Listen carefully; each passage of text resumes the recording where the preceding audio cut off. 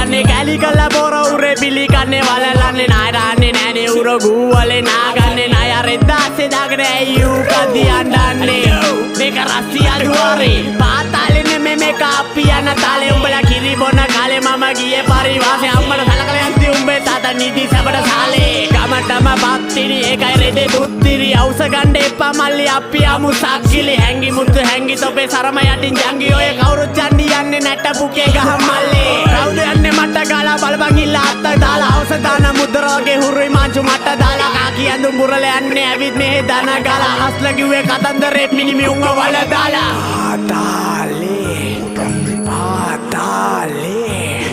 පාතාලේ මේක පාතාලේ